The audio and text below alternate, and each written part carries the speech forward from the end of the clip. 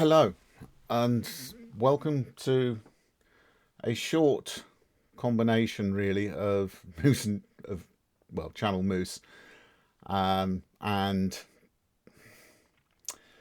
Church of the Dispossessed, because it is our area, and a few thoughts on what today and the first couple of weeks actually of November actually mean. We start November, as the first 2 weeks is pretty much all death, with one of these guys. This is a highly stylized skull that is popular in some cultures for the Day of the Dead, which is actually spread over 2 or 3 days depending on your culture, at the beginning of the month, in which we celebrate our ancestors, those who have gone before us. We celebrate the lives of the departed. And bearing in mind what we're remembering today, it is perhaps worth lighting a candle, which I will then put in the skull and end up holding, I suspect, for the rest of the video. Because there's nowhere for me to put him where he's on view. Well, actually, maybe there is. No, that's behind something. I will hold the skull. Having celebrated the lives of our ancestors and those we have lost at the beginning of the month, we then come to this. This is a day when we celebrate peace, and we remember the cost of that peace, the cost of millions of lives. And it's a peace that we need to maintain if we are to survive. So there were two things that came to mind when I was thinking about this video. One, completely secular, from Bertrand Russell, a philosopher who died in 1970. He was quite a long-lived British philosopher, and one who I studied to some degree at university. And the other, of course, biblical, from the Gospels. So we will look at Bertrand Russell first. In an interview on BBC television in 1959, which was even before I was born, at the end of the interview, and it's quite an extensive interview, it's available on the internet, it's well worth watching, it's very entertaining. He was asked if there was something you could say to our young people in 1,000 years' time who find this film and watch it, what would you say? And Russell replied, I would like to say two things. One intellectual and one moral.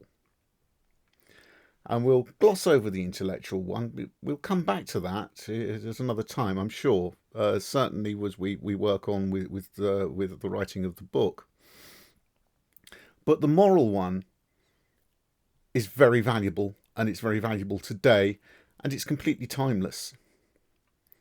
So I would like to say, love is wise, hatred is foolish. And he gave his reasons, and we'll try and sum up his reasons. I can't remember the full quote. But in this world in which we are becoming ever more interconnected, this means that countries are talking to each other more and having to work together more. We have to find a way of living in peace. We have to find love for one another. We have to get over the fact that some people are saying, have said in the past, and will say in the future, things we do not like. But we must put those things aside and look to the positives. Always look for the positive. And work together and learn to trust one another in charity and in hope for the future, because this is the only way with a global civilization that the world can survive, or that the human race can survive, the human species, to be accurate, can survive. is for us all to work together and put aside our differences.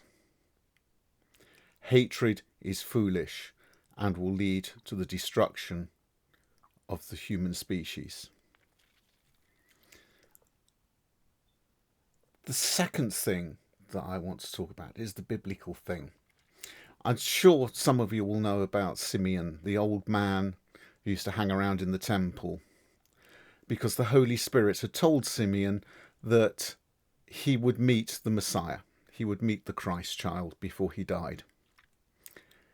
And he was actually very old. I mean, poor old fool, wanted to die years ago and probably needed to.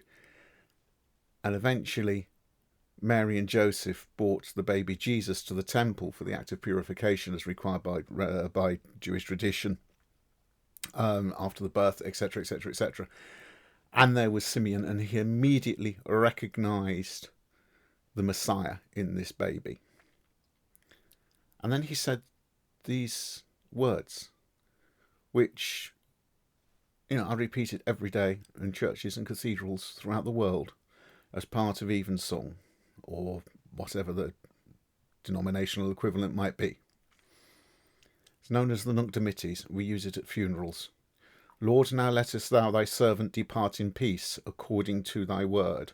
For mine eyes have seen the salvation which thou hast brought before the face of all people, to be a light to lighten the Gentiles, and to be the glory of thy people Israel. One line stands out in that is applicable to every man, woman and child, or every child, Church of the Dispossessed, woman and man. We reverse the order. Everyone. To be a light to lighten the Gentiles.